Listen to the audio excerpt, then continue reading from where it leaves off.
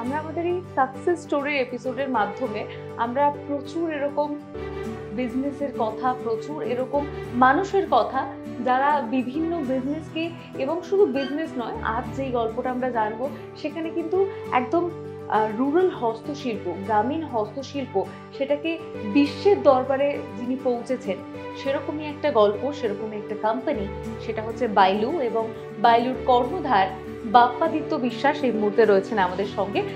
আপনাকে জানাই welcome to Jio Bangla. নমস্কার। যেই বিষয়টা নিয়ে প্রথমেই কথা বলবো এবং মানুষের জানা উচিত সেটা হচ্ছে জার্নিটার কথা। এই যে বাইলু আজকে একদম গ্রামীণ শিল্প, হস্তশিল্প এবং টেক্সটাইল শিল্প, যেটা নিয়ে আপনাদের মূলত কাজ, সেটাকে বিশ্বের দরবারে পৌঁছেছে এবং সেই মর্যাদা দিয়েছে, সেটা কিভাবে সম্ভব করলেন, কিভাবে এই জার্নিতে আসার কথা ভাবলেন? অ্যাকচুয়ালি টেক্সটাইল নিয়ে পড়াশোনা যখন করছিলাম নিফটে, ক্যালকাটা নিফটে, তখন আমাদের কোর্সের মাধ্যমেই আমাদের ওই গ্রামে গিয়ে আমাদের থাকে কাজ করতে হয় তাঁত নিয়ে। সেই সময় তাঁতের সঙ্গে আমার একটা মানে এক্সপোজার হয় বেঙ্গল তাঁতের সঙ্গে। তারপরে আমি পাশ করি, তারপরে আমি একটা কোম্পানিতে চাকরি করি, সেখানে মানে মূলত এমব্রয়ডারি, তো তাঁতের সঙ্গে অতটা ছিল না।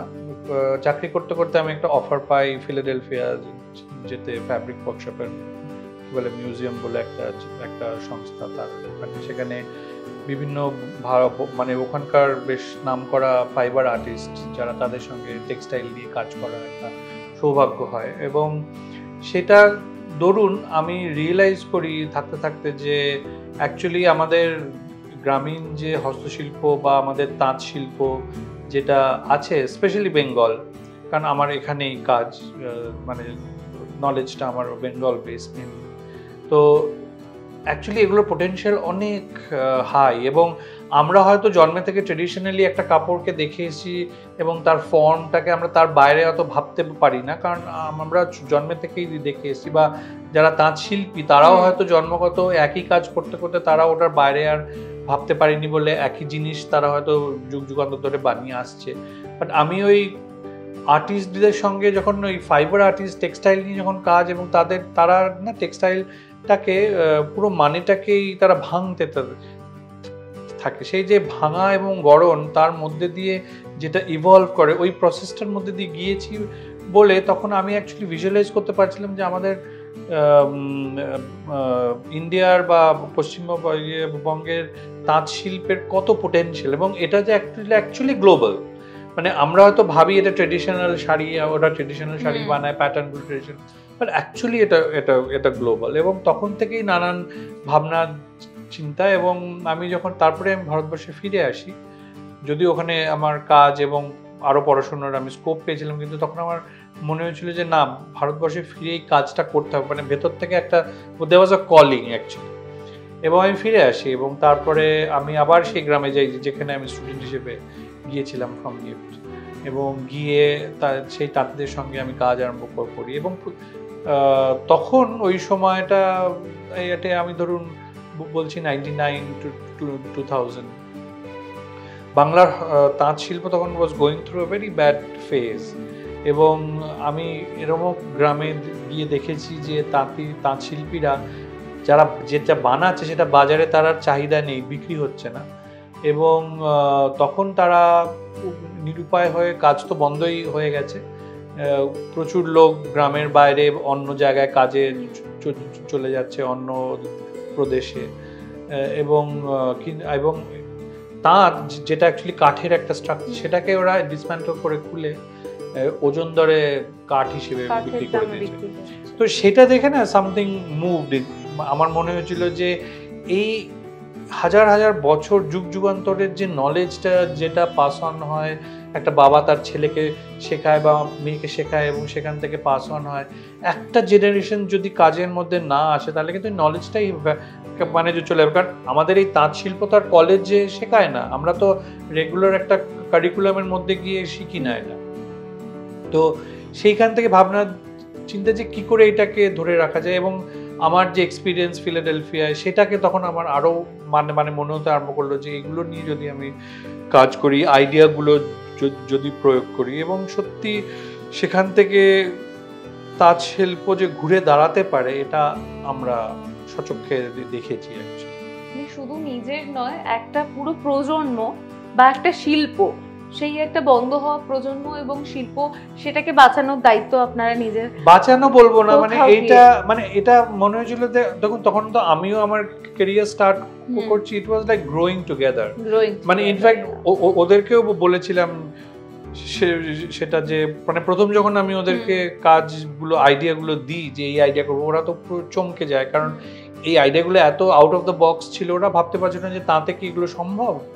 তো আমি বললাম সবচেয়ে বড় প্রশ্ন ওদের যে সম্ভব হয়তো ওরা করবে, ওরা তো জিনিসটা বানাবে, কিন্তু এটা কি বিক্রি হবে? তা আমি যে বিক্রির কথা আমিও যে জানি না, তোমরাও জানো না, তোমাদেরও এমনি বিক্রি নেই, কাজেই আমরা দুজনেই একই জায়গায় দাঁড়িয়ে আছি। আমরা চেষ্টা করি, যদি আমরা গ্রো করি তোমরা আমার সঙ্গে গ্রো করবে একসাথে। এটাই এই যে ব্রিজটা যেটা আপনি বললেন যে এই হস্তশিল্প বাংলার কাজ, সেটাকে বিশ্বের দরবার, তো এই ব্রিজটা কোথাও গিয়ে উল্টো দিক থেকে শুরু হয়েছিল। মানে আপনি যেটা বিদেশ থেকে শিখে এসেছিলেন সেটাকে আপনি আমাদের বাংলার গ্রামীণ হস্তশিল্পের মধ্যে ঢোকানোর চেষ্টা করলেন। এবার সেটাকে যখন আবার পৌঁছতে গেলেন বিশ্বের দরবারে, সেই জার্নিটা এবং সেই ব্রিজটা কেমন ছিল, সেই মার্কেটিং এর ব্যাপারটা সেটা জানেন? হ্যাঁ, মানে মার্কেটিংটা একটা জিনিস, দেখুন জিনিস তৈরি করা মানে মেবি আমার কাছে খুব সহজাত মানে ভাবে আসে, কিন্তু মার্কেট করাটা আমার পক্ষে একটু টাফ, কারণ ওই মানে মার্কেটের একটা আলাদা জগৎ। বাট নিজে যা বানাচ্ছি আমাকে তো মার্কেট করতেই হবে, কারণ আলটিমেটলি মার্কেট না করলে, জিনিস বিক্রি না হলে জিনিস বানিয়ে কোনো লাভ নেই। এটা তাঁতিরা আমাকে একদম শিখিয়ে দিয়েছে যে জিনিস যদি বিক্রি না হয় তাহলে সেই ডিজাইনের কিন্তু কোনো লাভ নেই।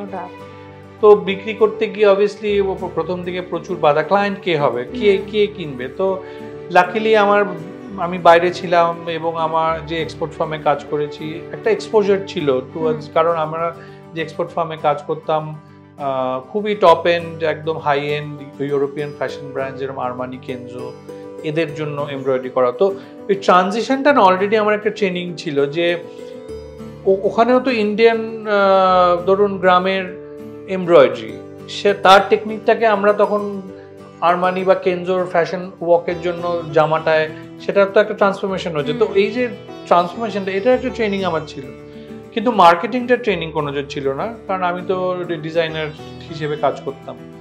তখন আমাদেরকে খুঁজতে আরম্ভ করতে হলো যে কোন ট্রেড ফেয়ার কোথায়, এবং খালি সব ট্রেড ফেয়ারে গেলেও তো হবে না, কারণ হস্তশিল্প যারা কিনবে, পার্টিকুলার একটা নিশ মানুষ, তারাই খালি হ্যান্ডক্রাফটেড জিনিস কেনে, সবাই কেনে না, কারণ তার দাম অনেক হয়, তার সময় অনেক, শৌখিনতা প্লাস না এইটা না, শৌখিনতার থেকেও আমি দেখেছি এটা যারা ইন্ডালজ করে ইনটু বাইং হ্যান্ডলুম বা হ্যান্ডক্রাফটেড আইটেমস, তা এটা কিন্তু তাদের একটা জীবন ধারণ, তাদের একটা বিশ্বাসের জায়গা থেকে তারা চায় এই হিউম্যান টাচটা, এই হিউম্যান এলিমেন্টটাকে ব্যবহার করতে, রাখতে, এবং এটা কিন্তু একটা অন্য রকম মানুষেরা, মানে আমি এটা আমার অভিজ্ঞতা যে অ্যাকচুয়ালি হস্তশিল্প বা হ্যান্ডলুম কিন্তু সবার জন্য নয়, কারণ সবাই এটার সঙ্গে রিলেট করতে পারে না। এই যে রিলেশনটা তৈরি করা, এইটা তো এটা একটা নিশ মার্কেট, তো খুঁজে খুঁজে বার করতে হয়েছে যে কোন ট্রেড ফেয়ার এগুলোকে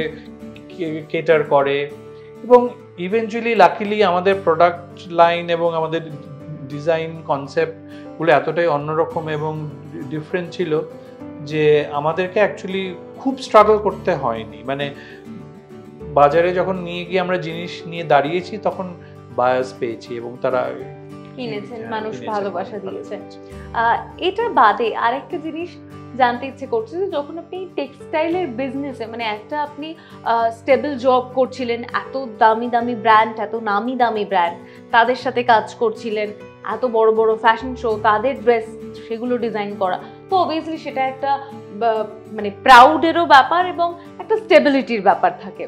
সেই জায়গা থেকে যখন এই বাংলার হস্তশিল্প এবং সেখানকার টেক্সটাইল সেগুলো নিয়ে কাজ করতে যখন শুরু করলে, তখন কোথাও গিয়ে আমরা জানি যে এই হস্তশিল্পের মার্কেট অলরেডি রয়েছে, বা জামা কাপড় টেক্সটাইল বিজনেসটা এটা কিন্তু আজকের নতুন বিজনেস নয়, এটা একটা দীর্ঘদিনের চলা বিজনেস। প্রচুর মানুষ এই বিজনেসের সাথে যুক্ত রয়েছেন। সাথে যদি আমরা গ্রাম বাংলার কথা বলি, তো তাদের কাজগুলো যাতে পৌঁছয় বাকিদের কাছে, তার জন্য গভর্নমেন্টও কোথাও গিয়ে প্রচুর আছে, বিভিন্নভাবে তাদের সহযোগিতা করে এবং মার্কেটিং করেন।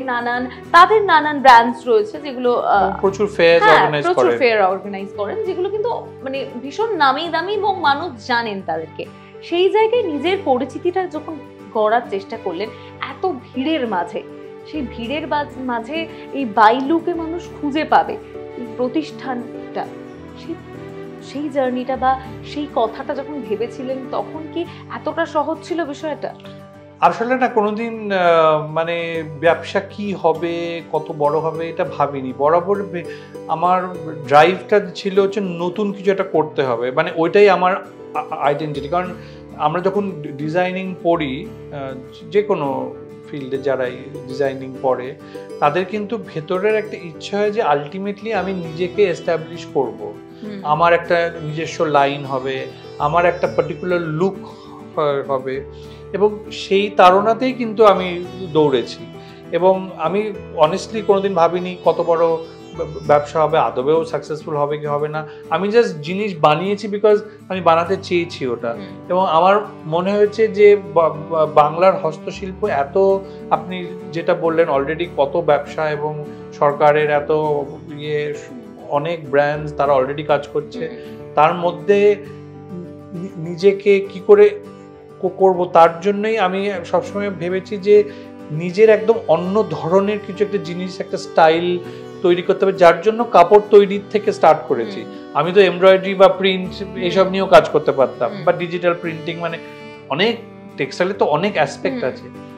মানে আমি কেন হ্যান্ডলুম নিয়ে আরম্ভ করলাম, কারণ আমার মনে হলো যে যদি আমি আমার একটা ব্র্যান্ড বা আমার একটা লুক বা আমার একটা নিজস্ব ঘরানা তৈরি করতে চাই, তাহলে আমাকে কাপড়ের বেসিক কাপড়টার থেকে স্টার্ট করতে হবে। ওটাই যদি ডিফারেন্ট হয়, তাহলে মানুষের কাছে কিন্তু চোখে তখন মনে হবে হ্যাঁ এটা বেশ অন্যরকম জিনিস, এবং সেটাই করেছি। তো সেইভাবেই নিজেকে করা, যার জন্য বাইলু প্রথম থেকেই আমরা we are known for our experiments.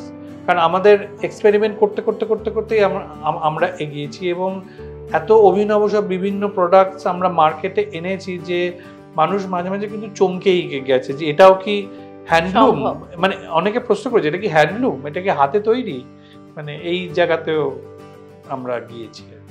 তাহলে যদি সেই অর্থে বলি যে আপনাদের কোম্পানির ইউএসপি, তাহলে সেটা টেক্সটাইল আর ডিজাইন, টেক্সচার, মানে এই যে এক্সপেরিমেন্টেশন, খেলা করা উইথ দ্য ক্রাফট, মানে এটাই আমাদের ফোর্টে। আচ্ছা, যদি আপনার থেকে জানতে চাই যে যেহেতু আপনারা অনেক কিছু এরকম প্রোডাক্টস রয়েছে যেগুলো আপনাদের ইনোভেশন, আপনারা প্রথম তৈরি করেন, সেরকম কয়েকটা উল্লেখযোগ্য ডিজাইনের বা উল্লেখযোগ্য কাপড়ের নাম বলতে, তাহলে সেগুলো কি কি হবে? আমাদের কাপড়ের নামের থেকে আমরা টেকনিকটা নিয়ে আলোচনা করতে পারি। যে যখন আমরা প্রথম অ্যাকচুয়ালি কাজ আরম্ভ করি, তখন আমার মনে হয়েছিল যে তাঁতকে মানুষ, এক তো তাঁতের শাড়ি, সেটার একটা মার্কেট, এবং এছাড়া তাঁতকে আমরা ব্যবহার করি অ্যাজ আ বেসিক ক্লথ।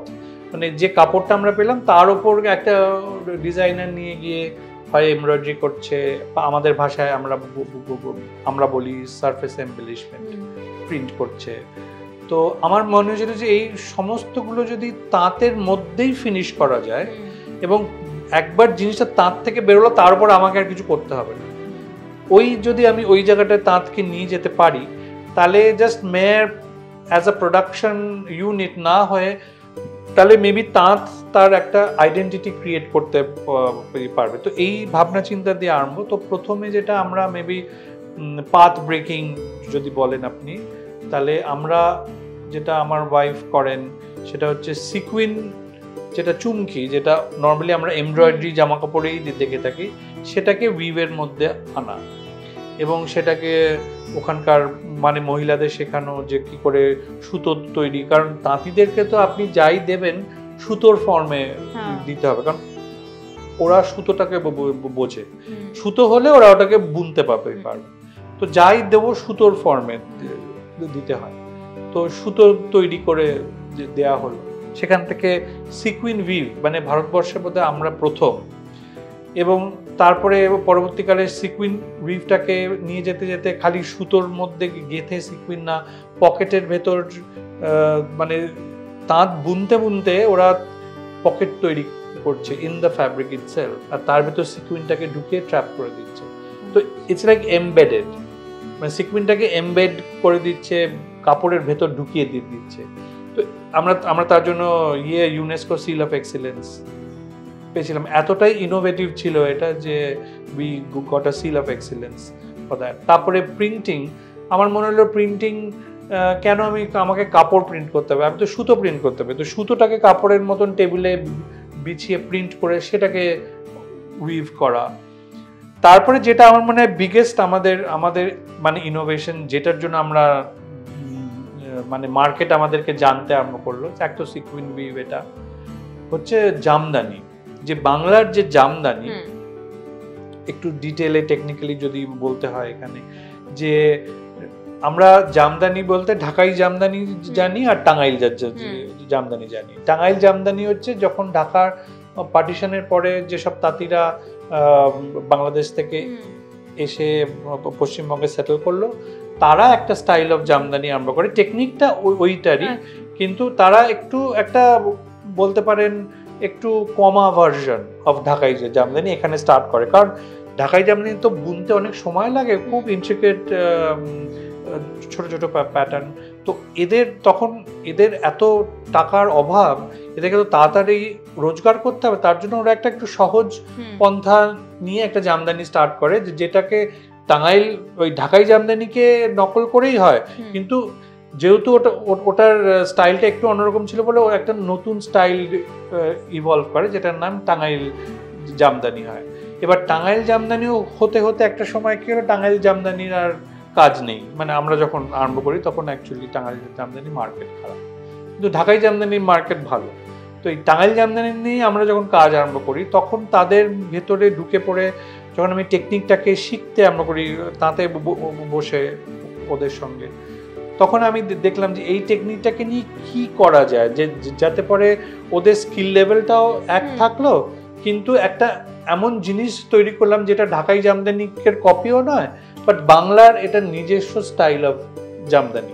এবং সেটা থেকেই বাংলার জামদানিটার নাম হয়ে গেল বাইলু মানে জামদানি, কারণ তাঁতিরা যারা নকল করতে আরম্ভ করলো তারা এটাকে নামই দিয়ে দিল বাইলু জামদানি, কারণ যেহেতু আমরা ওটাকে মানিয়ে নেবে। তো এই স্টাইলটা was one of our biggest, এবং যার জন্য আমরা পুরো ভারতবর্ষে প্রায় ছড়িয়ে পড়লাম এই জামদানি স্টাইলটা দিয়ে। এইটা আর আরেকটা খুব সিগনিফিকেন্ট প্রোডাক্ট আমি নাম বলবো, সেটা হচ্ছে আবির শাড়ি, যেটা আমাদের খুব ট্রেডিশনাল একটা তাঁতের, আবার অনেক ধরনের তাঁত হয়, তার মধ্যে একটা স্টাইল হচ্ছে চিত্তরঞ্জন তাঁত।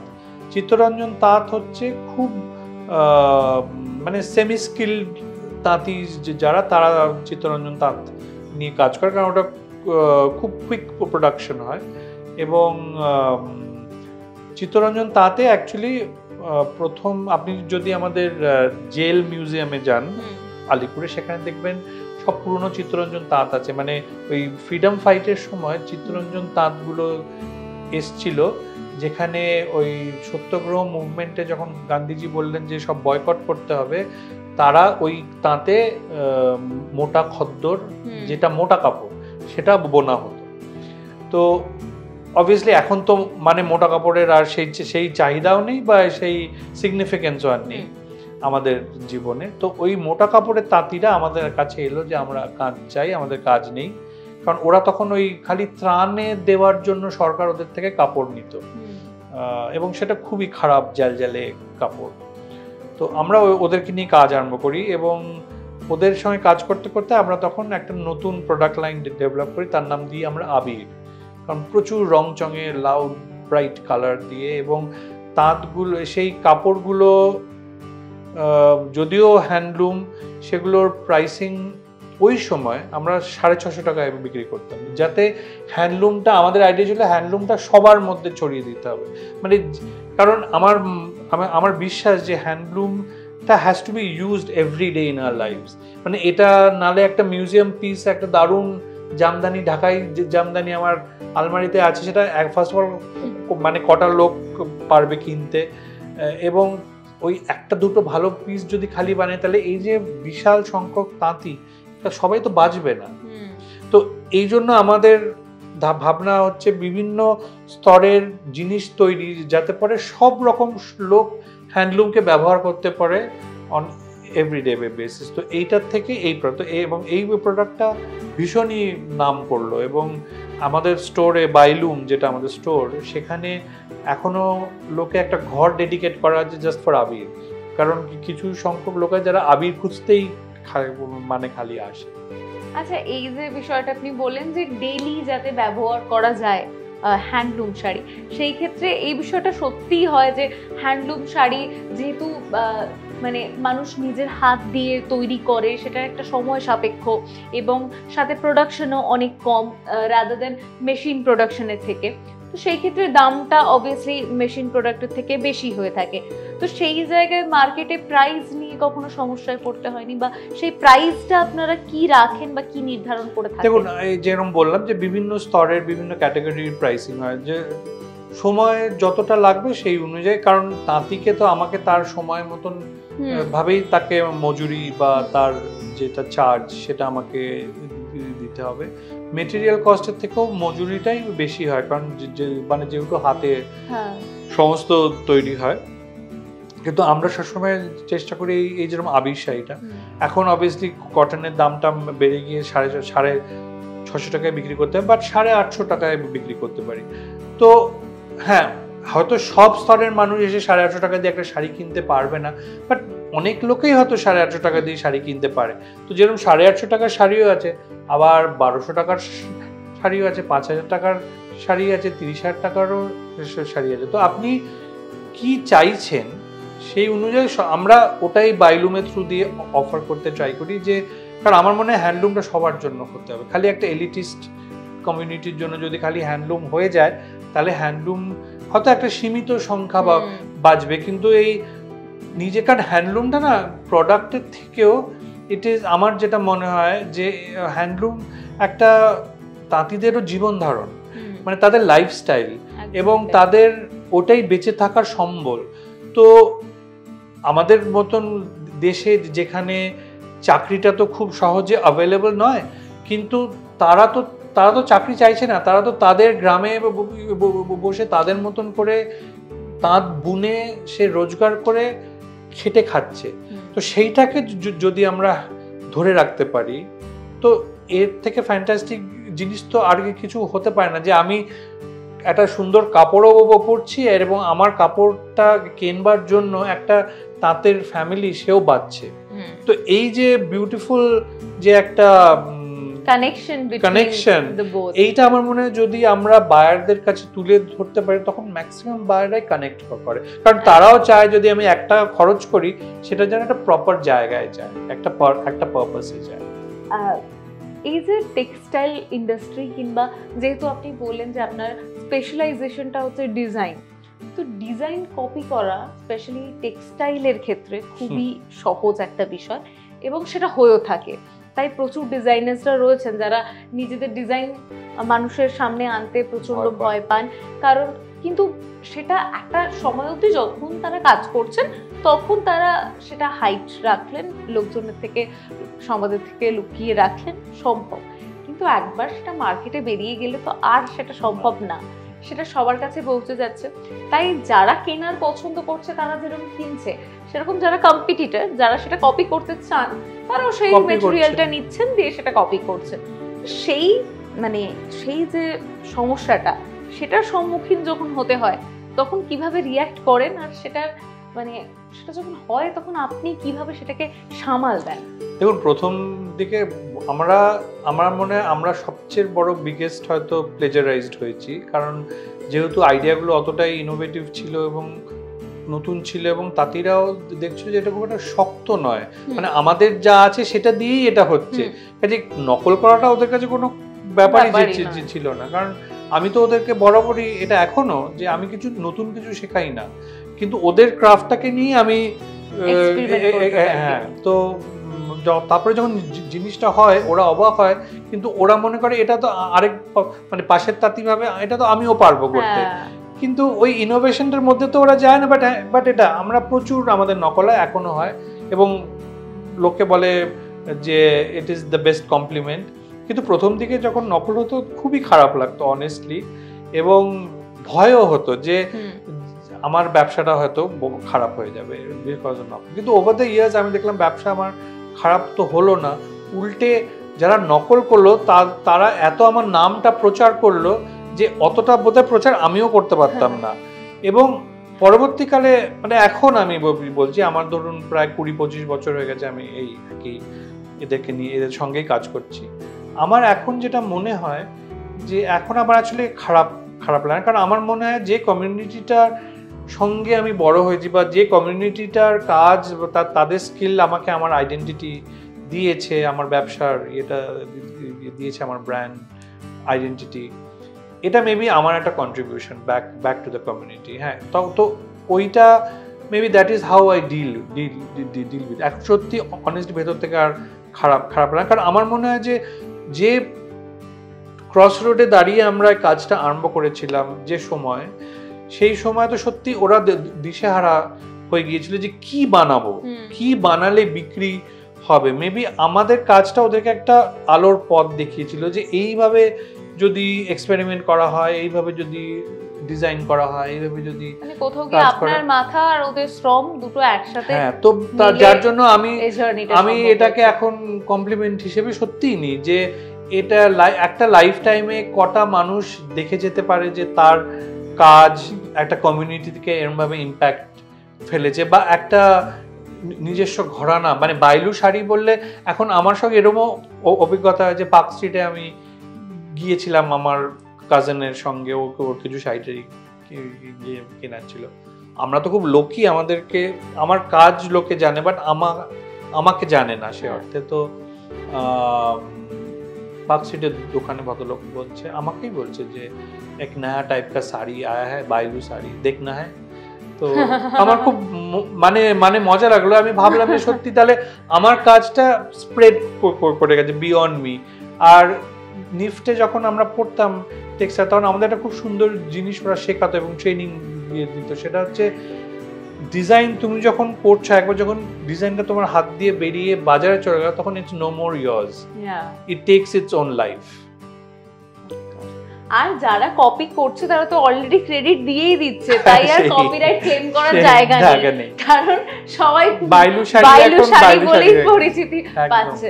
তো এই যে বাইলু শাড়ির সফর, সেটা নিয়ে তো আমরা জানলাম। তবে আমাদের যে দর্শকরা রয়েছে তারাও, যারা এতদিন বাইলুকে চিনতেন তারা তো ঠিকই আছে, যারা বাইলুকে এবার নতুন করে চিনবেন আমাদের থ্রু, এবং যারা এবার বাইলুর কাছে পৌঁছতে চাইবে, তারা কি ভাবে বাইলুর কাছে পৌঁছতে পারে সেটা একটু আপনি জানিয়ে দিন। আমাদের store Hindustan park 58B Hindustan park, তার নাম বাইলুম। সেখানে বাইলুম হলো কি করে?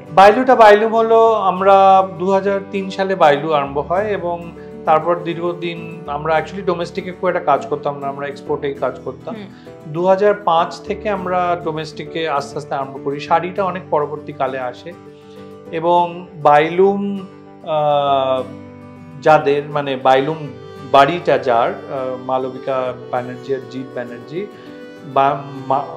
মালবিকা আমাদের ক্লায়েন্ট ছিল, মানে উনি আমাদের বাড়িতে এসে আমাদের শাড়িটারি কিনতেন। এবং অ্যারাউন্ড 2007-08 থেকে আমরা ভাবছিলাম যে এবার আমাদের একটা কলকাতায় একটা ফিজিক্যাল প্রেজেন্স দরকার বাইলুর। এবং তো কথা বলতে আমরা অনেক পুরনো বাড়ি, আর আমার বড় স্বপ্ন ছিল একটা পুরনো বাড়িতে বাইলু দোকান হবে, একটা মল বা ইয়ের মধ্যে নয়, কারণ বাংলার একটা তো ক্যারেক্টার আছে, ঐতিহ্যটা থাকবে। হ্যাঁ, তো সেইভাবে তো তখন হয়তো আমরা অনেক খুঁজছি, পাচ্ছি না, কারণ আজকাল তো পুরনো বাড়ি আবার কেউ বিক্রি করে না। যদি আমি, কারণ আমাকে বলছে আপনি কি করবেন, আমি এটাকে এরকমই রাখবো, তখন বলছে না আপনাকে বিক্রি করবো, কারণ ওরা চাই যে ভেঙে ফ্ল্যাট করতে। তো আমি তো ভাঙবো না, আমি তো পুরনো স্ট্রাকচারটাকেই রাখবো। তো আমরা বাড়ি পাচ্ছিলাম।